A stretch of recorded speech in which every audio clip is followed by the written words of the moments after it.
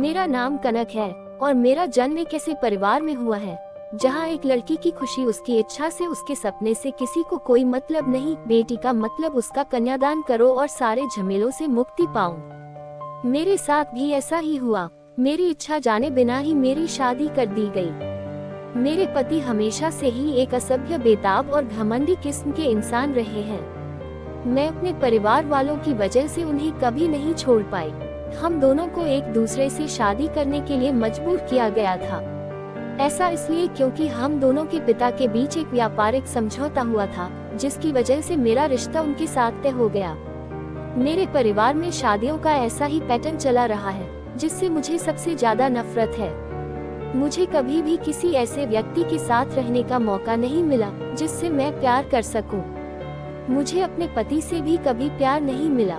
उन्होंने मुझे कभी नहीं बताया कि वह मुझसे प्यार क्यों नहीं करते हैं। शादी के 2 साल बाद मैंने एक बेटी को जन्म दिया। मेरे पति को हमेशा से एक बेटी की चाह रही है, पर बेटी को जन्म देने के कारण वो और भी मुझसे दूर हो गए। हमारा रिश्ता बस नाम का रह गया था।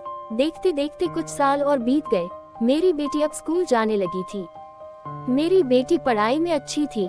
मेरे पति ने घर में ही ट्यूशन लगा दिया था। मेरी बेटी का गणित का टीचर बहुत प्यारा लड़का था। मैंने अक्सर उसे मुझसे नजरें मिलाते हुए देखा था। एक दिन जब मेरी बेटी अपनी नानी की देखभाल कर रही थी, तब मैंने उसे अपने साथ एक कप चाय पीने के लिए आमंत्रित किया।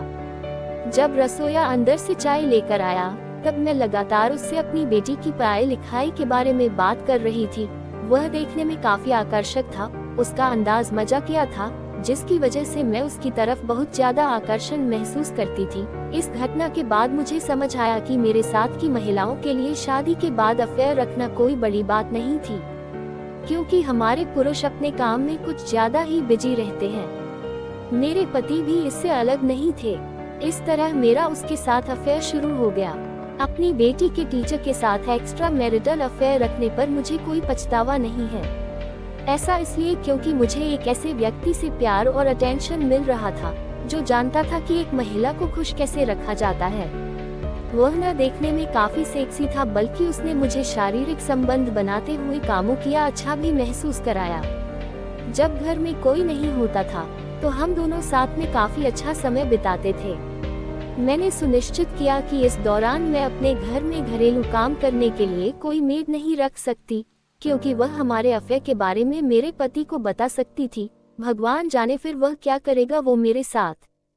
30 साल की उम्र में मुझे प्यार और जुनून मिला, जिसने मुझे सबसे ज्यादा खुशी का अनुभव कराया। लेकिन जैसा कि हर सामान्य अफेयर की कहानी में होता है, एक दिन मेरे पति ने मुझे पकड़ लिया। ऐसा तब हुआ जब मैं और मेरा प्रेमी एक दूसरे को अपनी कल्पनाओं से भरी कुछ सेक्सुअल तस्वीरें भेज रहे थे। इस दौरान मैंने अपने पति और बेटी के घर वापस आते हुए की आवाज सुनी। मैं काफी जल्दी में थी, जिसकी वजह से मैं दरवाजा खोलने के लिए अपना फोन अपने बिस्तर पर रखकर नीचे चली गई।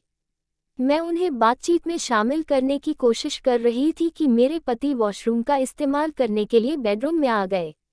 मैं एकदम से डर गई और उनका पीछा करते हुए कमरे की तरफ बढ़ी।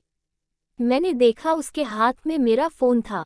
वह उसे लगातार स्क्रॉल कर रहा था। यह सब देखकर मैं चौंक गई। मुझे लगा कि मैं इतनी बड़ी गलती कैसे कर सकती हूँ। वह मेरे टेक्स्ट मैसेज पढ़ रहा था। मुझे इतना डर लग रहा था कि वह मेरे साथ या मेरे प्रेमी के साथ कुछ न कुछ जरूर करेगा। लेकिन इसका उल्टा हुआ। उसने मुझसे शांति से पूछा, इस बारे में कौन जानता है?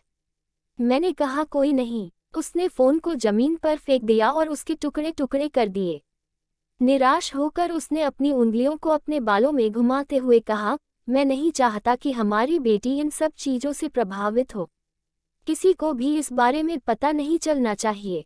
मुझे परवाह नहीं है कि तुम किसके साथ क्या कर रही हो, लेकिन एक परिवार के रूप में हमारी प्रतिष्ठा दांव पर नहीं लगनी चाहिए, वरना इसका अंजाम बहुत बुरा होगा। अपने पति की इन बातों को सुनकर मैं पूरी तरह से चुप रही। लेकिन इस दौरान मुझे इस बात का एहसास हुआ कि उसे मेरी बिल्कुल भी परवाह नहीं थी। हमारी शादी पूरी तरह फर्जी थी।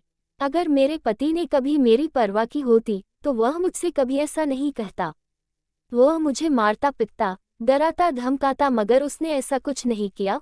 उल्टा उसे मेरे इस नाजायज संबंध से कोई मतलब नहीं।